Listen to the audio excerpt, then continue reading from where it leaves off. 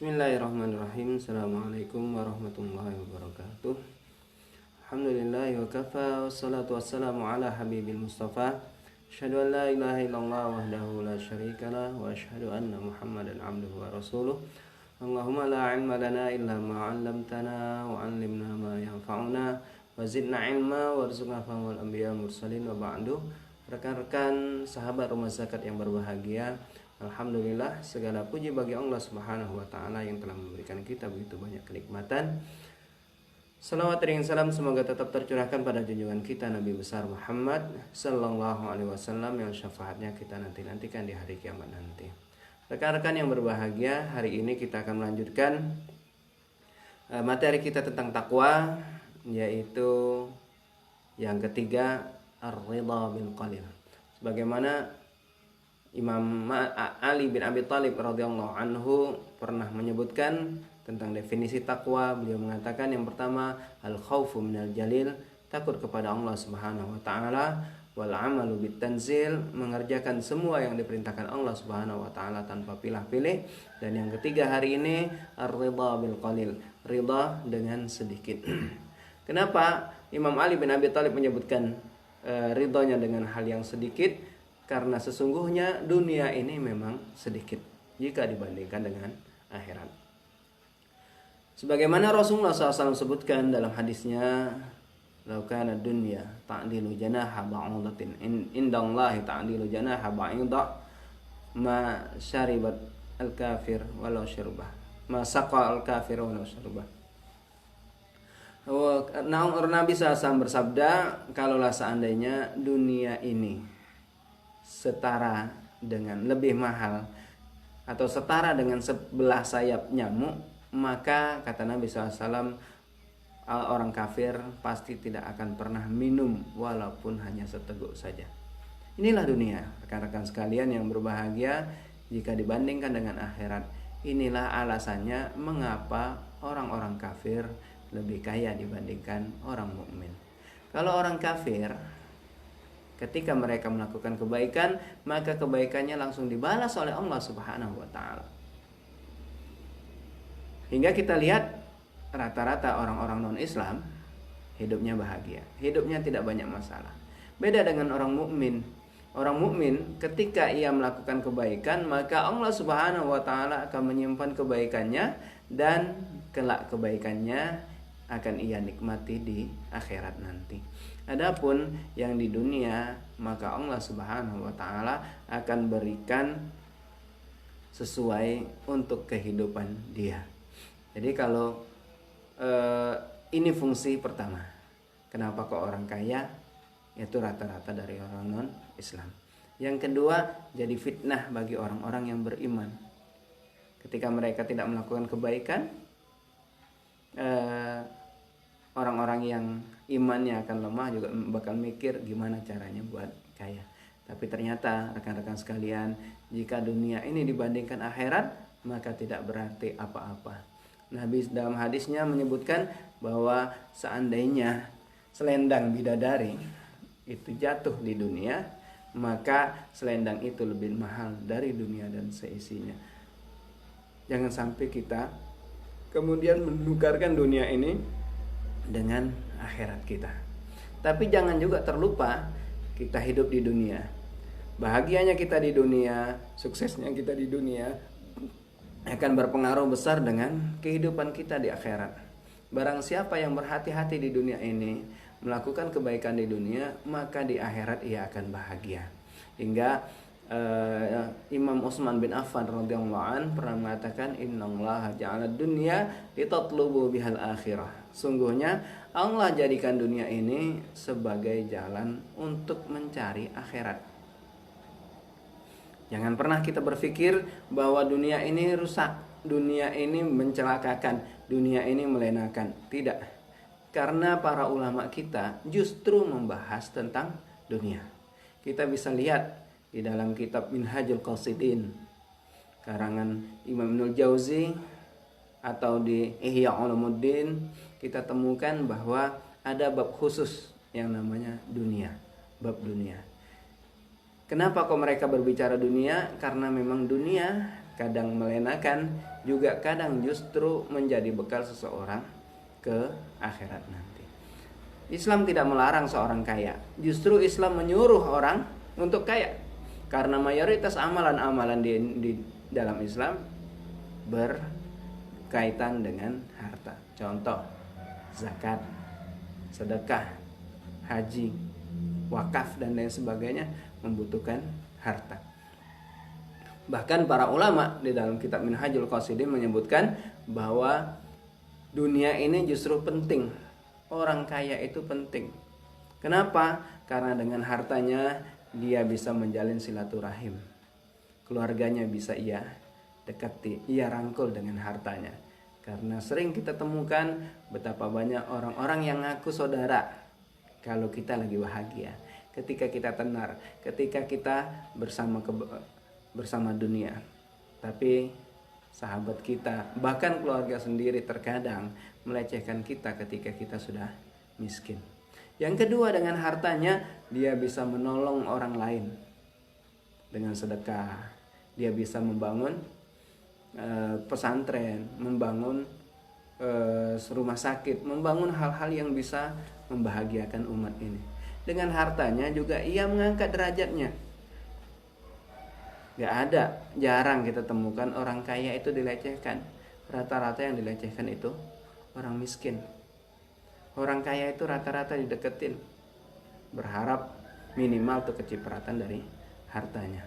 Dan juga Rasulullah SAW mengingatkan pada kita bahwa kita juga boleh iri dengan orang kaya, dengan syarat iri yang benar.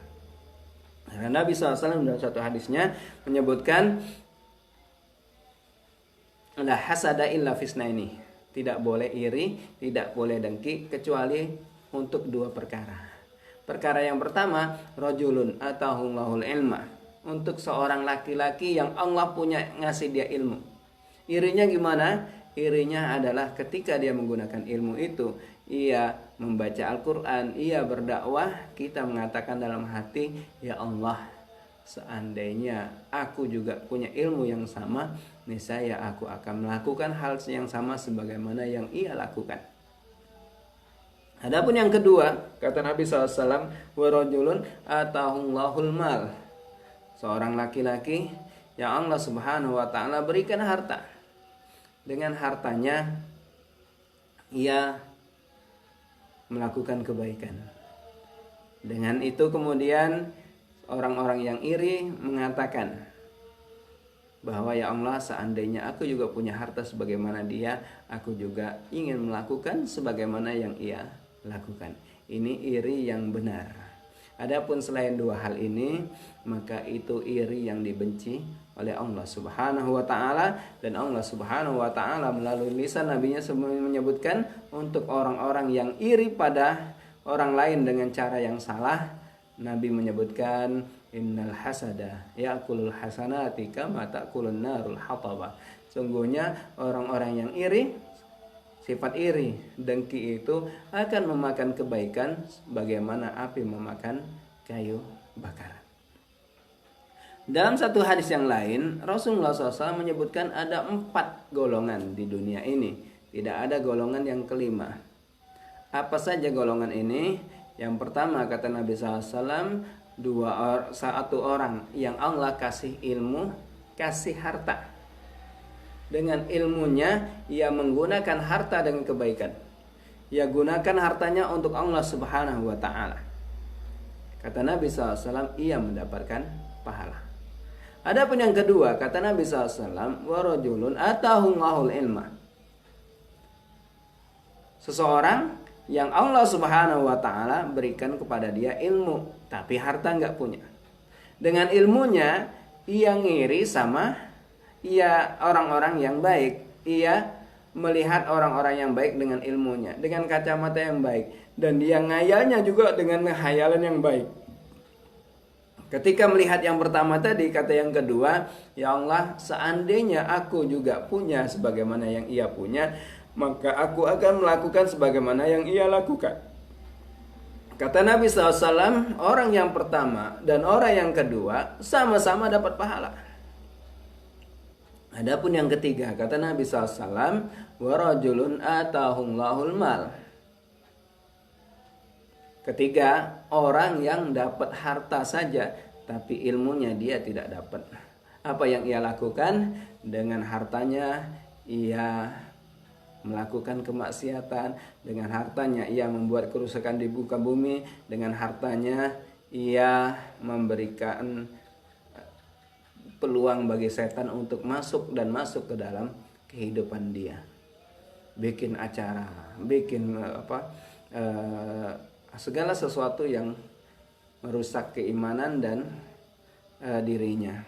Adapun yang keempat, kata Nabi SAW, seorang laki-laki yang tidak diberikan apa-apa oleh Allah Subhanahu wa taala, tidak diberi ilmu, tidak juga diberi harta. Apa yang ia lakukan? Karena dia tidak punya ilmu, dia melihat orang yang punya harta tadi, orang yang ketiga tadi. Dia mengatakan dalam hati, seandainya aku juga punya sebagaimana yang ia punya, niscaya aku akan melakukan sebagaimana yang ia lakukan. Kata Nabi SAW, dosa yang ketiga dan dosa orang yang keempat, dosanya sama. Oleh karena itu rekan-rekan sekalian yang berbahagia, mari kita berhati-hati terhadap dunia ini. Kita jadikan diri kita di dunia, tapi dunia jangan sampai masuk ke dalam hati kita. Seringkali kita merasa bahwa kita itu seorang yang baik, tapi ternyata dunia masih seringkali berada dalam hati kita. Imam Ali bin Abi Thalib dalam satu kesempatan ditanya oleh seseorang, "Wahai Imam, apakah aku penghuni ahli surga, ahli dunia, atau ahli akhirat?" Kata Imam Ali bin Abi Thalib, "Jangan tanyakan padaku, tapi tanyakan pada dirimu sendiri, apakah engkau ahli dunia atau ahli akhirat?" Kalau seandainya, kata Imam Ali, ada dua orang datang padamu, yang satu bawa dunia, yang satu meminta dunia darimu. Saya ulangi lagi, ada dua orang, kata Imam Ali, yang satu membawakan dunia untukmu, yang satu juga meminta dunia darimu. Siapa yang duluan engkau sambut?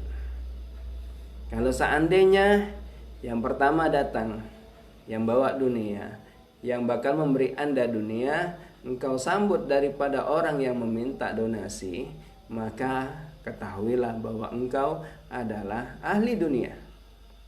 Tapi kalau seandainya yang datang dan yang engkau sambut itu orang yang minta sedekah, orang yang minta pertolongan padamu, maka ketahuilah engkau adalah ahli akhirat.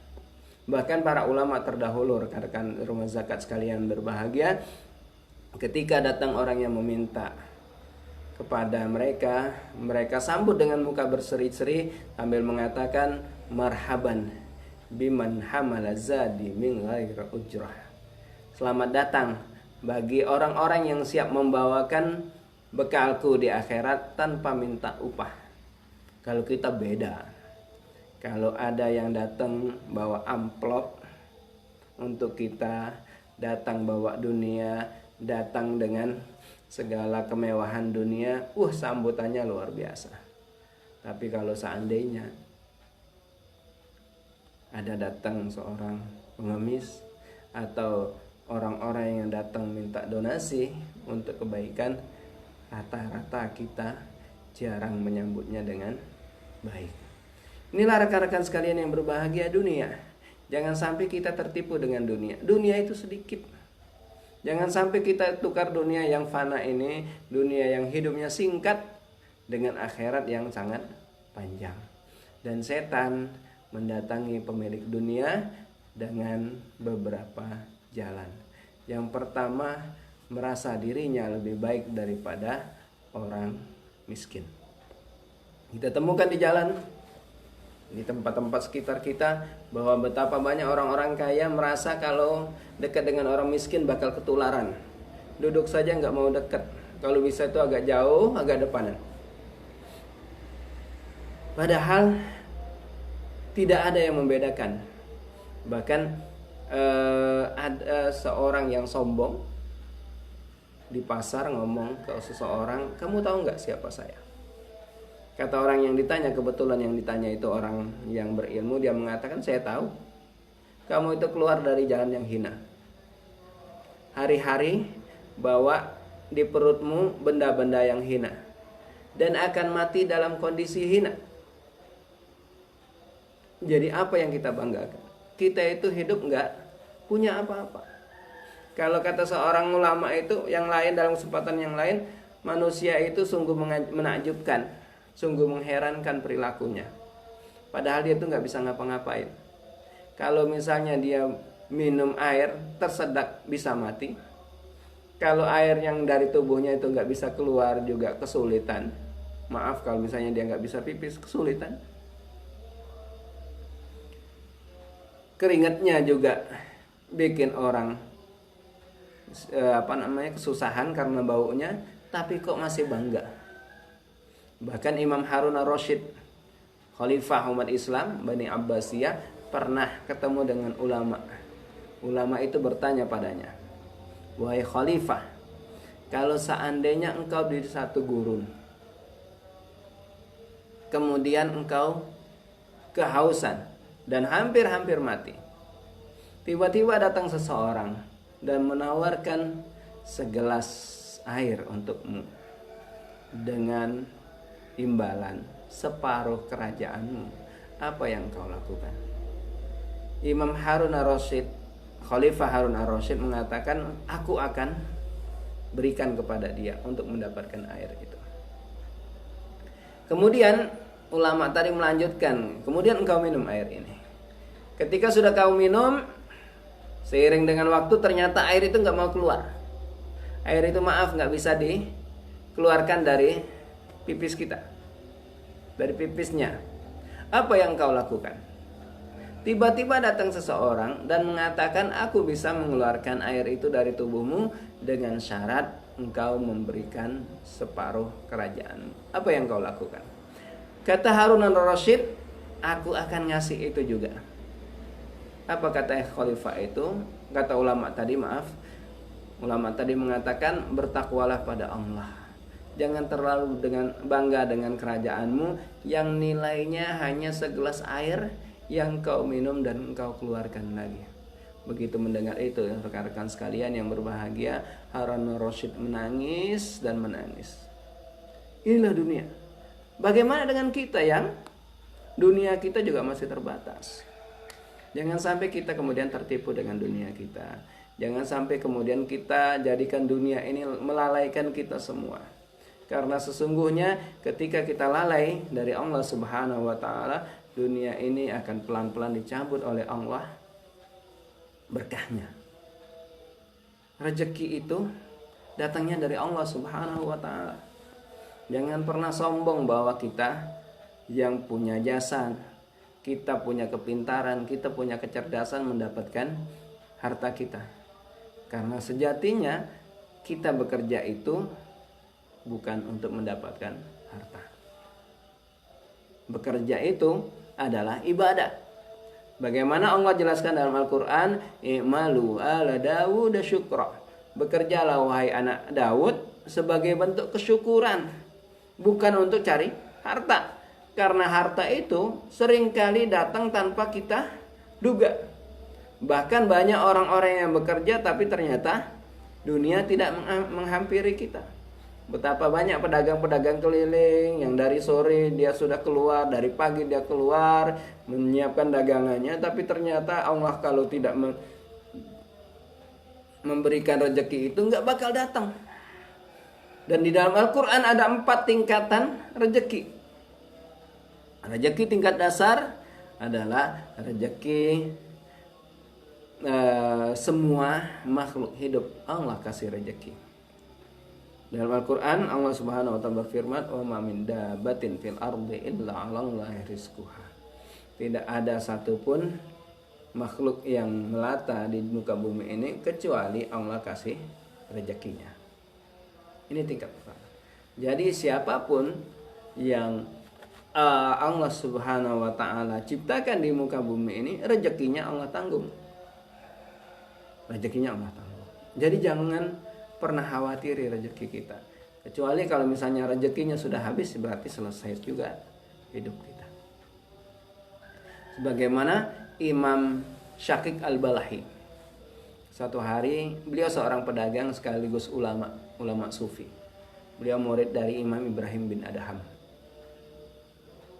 Suatu hari ketika dia pergi berdagang, di tengah jalan dia melihat seekor ular yang buta. Sama dia penasaran, gimana sih dapat rezeki ular yang buta tadi. Maaf, bukan ular, burung yang buta. Yang buta, yang cacat. Dia melihat sana. Begitu dilihat, diperhatiin, ditunggu gimana sih dia dapat rezekinya. Tiba-tiba ia temukan, dia melihat seekor burung yang datang mendekat. Kemudian ternyata burung ini menyuapi burung yang buta itu. Begitu melihat itu, dia segera mengemasi barang dagangannya, balik lagi ke kotanya. Begitu sampai di kota, dia ikut kajiannya Imam Ibrahim bin Adham. Imam Ibrahim bin Adham kaget dan bertanya kepada Imam Syakik Al-Balahi, "Wahai Syakik, mengapa engkau sudah pulang? Bukankah engkau di kemarin izin mau berdagang?"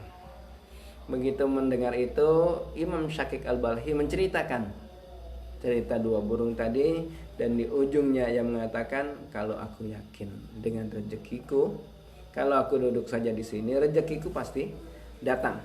Sebagaimana burung yang buta tadi, rezekinya juga didatangkan oleh Allah Subhanahu wa taala. Begitu mendengar ini, Imam Ibrahim bin Adham tersenyum dan mengatakan, "Mengapa engkau tidak jadi yang kedua saja? Burung yang datang bawain makanan bagi yang buta. Kenapa engkau tidak pengen jadi dia?"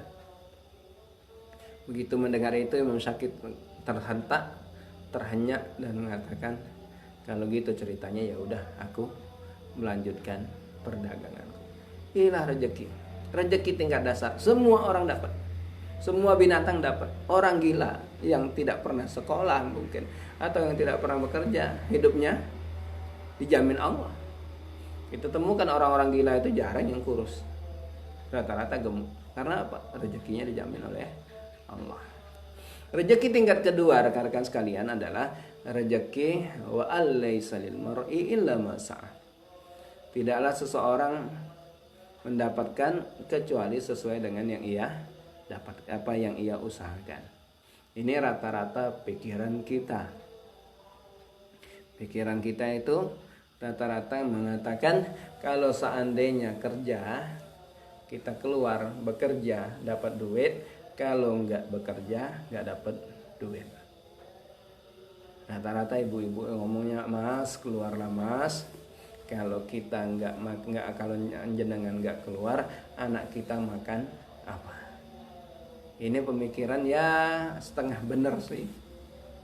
Makanya rezekinya ngepas. Kalau bekerja dapat duit, kalau nggak bekerja nggak dapat duit. Nih apalagi di zaman corona ini, aduh ampun. Makanya rezekinya ngepas.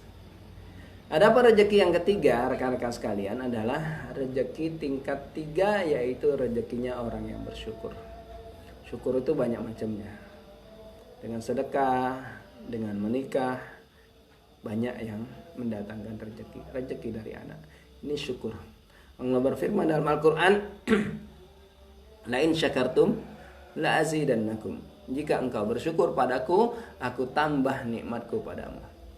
Makanya kita sering temukan ada amalan-amalan yang mendatangkan rezeki. Ada sholat duha, ada baca surat Al-Waqiah dan lain sebagainya. Karena itu bentuk kesyukuran hamba pada Allah Subhanahu wa taala yang dengan rezeki yang Allah berikan ia gunakan untuk ibadah padanya. Karena ketika kita bersyukur, Allah tambah nikmat-nikmat bagi kita semua. Yang keempat, ini rezeki yang paling tinggi, yaitu rezekinya orang yang bertakwa. Allah berfirman dalam Al-Quran, "Wa man yattaqillaha yaj'al lahu makhraja wa yarzuqhu min haitsu la yahtasib." Barang siapa yang bertakwa pada Allah Subhanahu wa taala, kami kasih jalan keluar atas segala masalah yang menimpa dia, dan kami kasih rezeki yang tidak ia sangka-sangka. Banyak rekan-rekan sekalian rezeki yang tidak disangka. Dan rezeki yang tidak disangka inilah yang lebih besar dibandingkan rezeki yang disangka. Dan Allah Subhanahu wa taala melalui lisan Rasulnya menyebutkan bahwa aballahu ayyarzuqal mu'min illa min haitsu la yahtasib.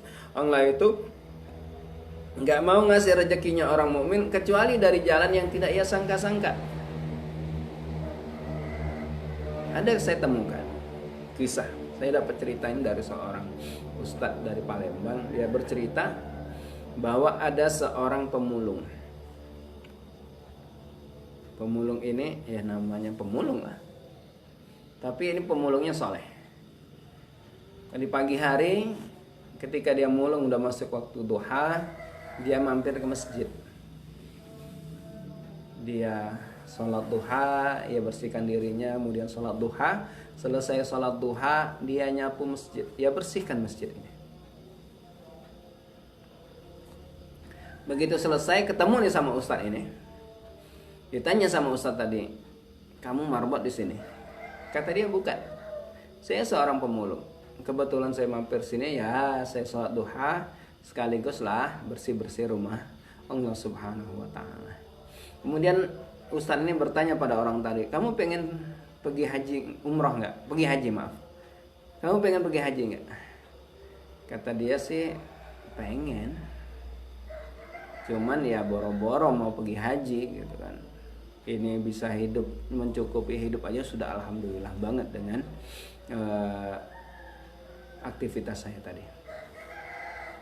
Begitu mendengar itu, ustadz tadi mengatakan, jangan kamu katakan demikian, katakan insya Allah kalau Allah ngasih rezeki. Benar begitu rekan-rekan sekalian. Beberapa bulan kemudian, ketika dia lagi bersih-bersih, ada orang yang mampir sholat. Begitu selesai sholat, ngobrol. Pertanyaannya juga mirip nih. Ngobrol ya, namanya ngobrol-ngobrol basa-basi. Ditanya, kamu mau pergi umroh haji nggak? Kata dia sih, insya Allah saya mau, saya siap pergi umroh. Ditanya kapan siapnya, nyengir dia. Dia mengatakan insya Allah kalau Allah ngasih rezeki. Akhirnya apa? Ternyata rekan-rekan sekalian, orang tadi itu seorang yang kaya, yang cari orang yang benar-benar baik, yang kelak yang akan ia pergikan haji. Begitu mendengar itu, orang tadi mengatakan, kamu pengen nggak pergi haji? Saya bayarin. Begitu mendengar itu, dia langsung berpikir kan. Dia berpikir dan mengatakan dalam hati, kalau misalnya pergi haji dengan pemerintah sih sekitar 10-15 tahun. Akhirnya ia nego. Dia mengatakan, Pak, hajinya kalau bisa Pak, kalau misalnya Bapak benar-benar pengen menghajikan saya, jangan haji lewat pemerintah Pak, kalau bisa pakai UNH Plus Pak, biar gak lama nunggunya. Kata orang kaya itu, baik, saya bayarin. Begitu mendengar itu, kepikiran lagi dia, kalau seandainya hanya dia sendiri yang pergi, kasihan istrinya. Akhirnya sama dia nego lagi, Pak, kalau saya berangkat sendirian kasihan istri saya Pak. Kata orang tadi apa? Ya udah, saya berangkatkan istri kamu juga. Akhirnya bapak sekalian, rekan-rekan sekalian yang berbahagia, diurus tuh sama orang itu 150 juta untuk 2 orang suami istri. Ini rezeki yang tidak disangka-sangka. Jadi jangan pernah berpikiran rekan-rekan sekalian, Allah itu nggak punya apa-apa.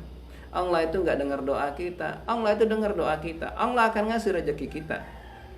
Tapi dengan syarat yakinnya sama Allah. Makanya para ulama mengatakan kalau kita mau minta sama Allah, mintalah yang mustahil. Karena nggak ada yang mustahil bagi Allah Subhanahu wa ta'ala. Bagaimana kita temukan bahwa Allah Subhanahu wa ta'ala mengabulkan doanya Nabi Sulaiman. Ketika Nabi Sulaiman meminta kerajaan yang tidak bisa dibandingkan, la yambaghi li ahadin min ba'di, yang tidak bisa disaingi oleh orang-orang setelahku. Allah kasih angin, Allah kasih kerajaan, Allah kasih kemampuan yang tidak dimiliki orang lain, yaitu kemampuan berbicara dengan binatang. Punya pasukan yang pasukan itu dari golongan jin, dari golongan manusia, dan dari golongan hewan.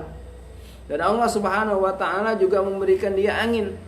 Ghuduha syahrun wa rawahuha syahrun. Jalan pagi di pagi hari itu setara dengan perjalanan sebulan. Ketika dia pakainya di waktu sore itu setara dengan perjalanan sebulan di masa itu, bukan di masa kita sekarang. Allah kasih dia, kasih Nabi Sulaiman itu. Jadi jangan ragu, angkat tangan kita ketika kita dalam kesulitan, di dalam kesusahan. Yakinlah bahwa Allah Subhanahu wa ta'ala akan memberikan keberkahan buat kita semua. Nah, kalau misalnya kemudian di antara kita ada yang mengatakan, ya Allah, dosaku banyak, sementara ketaatanku lebih sedikit, jangan juga terlalu khawatir, karena sesungguhnya Allah sudah mengabulkan doa makhluk yang ia benci, yaitu iblis, ketika meminta pada Allah Subhanahu wa ta'ala, Rabbi anzirni ila yaumi yub'atsun, ya Allah, tundalah diriku, tundalah kematianku hingga hari kiamat nanti. Jadi rekan-rekan sekalian yang berbahagia, iblis yang ketemu dengan Nabi Adam alaihissalam sampai sekarang masih ada. Jadi jangan pernah khawatiri itu. Yang kita khawatiri bagaimana ibadah kita semua. Kembali ke semula rekan-rekan sekalian, inilah takwa yang harus punya unsur yang ketiga, ar-ridha bil qalil. Semua yang Allah berikan hendaknya kita syukuri, karena sesungguhnya Ramadan mengajarkan kepada kita bahwa butuh kita itu cuma sedikit.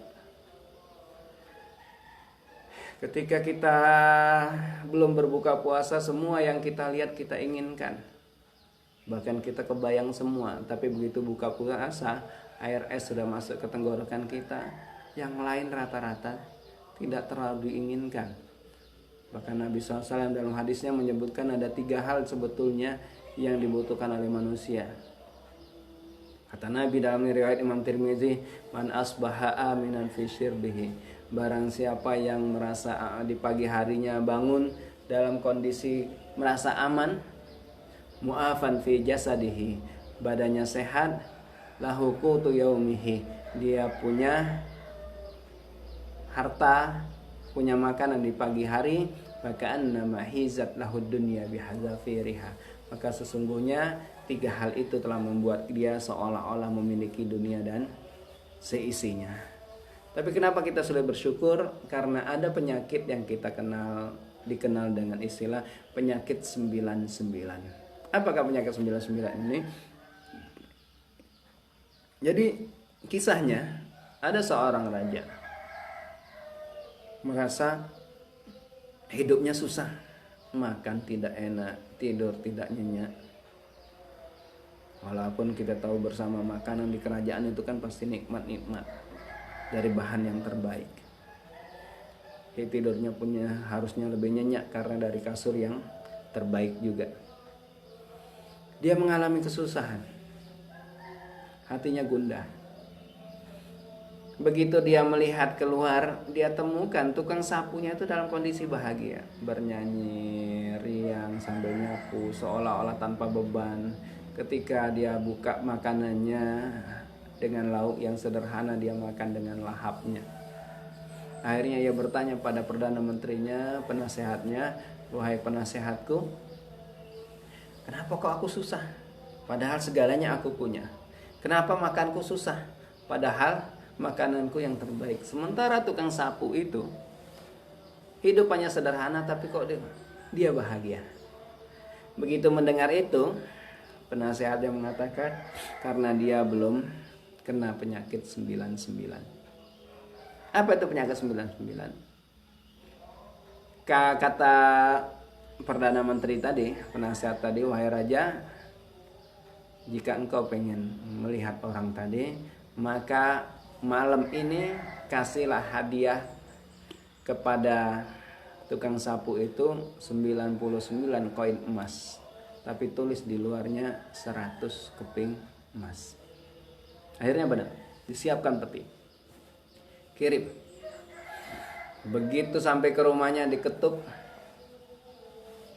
orang tadi bahagia, terkejut dan bahagia gitu. Ketika pulang, para prajurit itu sama dia dihitung. Tapi ternyata hitungannya berhenti di angka 99, bukan di angka 100. Kembali dia coba hitung, berapa kali dia hitung, ternyata hanya sampai 99. Kepikiran dia dengan satu koin tadi. Akhirnya apa yang ia lakukan? Dia jalan, dia keluar rumahnya, dia jalan, dia gunakan api menelusuri sepanjang jalan itu, berharap koin yang 100 dia temukan. Tapi ternyata ia tidak temukan. Akhirnya apa? Malam-malam dia kesulitan tidur, mengingat dengan satu koin tadi. Ketika dia bangun, ketika dia bekerja dalam kondisi bermuka masam dan akhirnya makannya pun tidak enak. Begitu melihat itu, sang raja kaget dan mengatakan, bertanya pada penasehatnya, kok kenapa demikian? Kata penasehatnya, karena dia mengingat satu koin dan melupakan 99 koin yang ada pada dirinya. Inilah kita, realita hidup kita. Kita itu seringkali menginginkan apa yang tidak kita punya. Ketika kita sudah punya, seringkali kita lupakan itu. Inilah rekan-rekan sekalian, memang kita tidak bisa memiliki semua yang kita inginkan, tapi kita senantiasa bisa mensyukuri apa yang sudah ada di dalam genggaman kita. Selamat menunaikan ibadah puasa, selamat menjalani kehidupan ini, dan jangan lupa untuk senantiasa bersyukur pada Allah Subhanahu wa taala, karena bersyukur, karena kita tersenyum memang tidak menyelesaikan masalah, tapi bisa menghilangkan sebagian besar kesusahan, sebagian besar problematika dalam hidup kita. Wallahu a'lam bishawab. Subhanakallahumma wa bihamdika asyhadu an la ilaha illa anta astaghfiruka wa atubu ilaik. Assalamualaikum warahmatullahi wabarakatuh.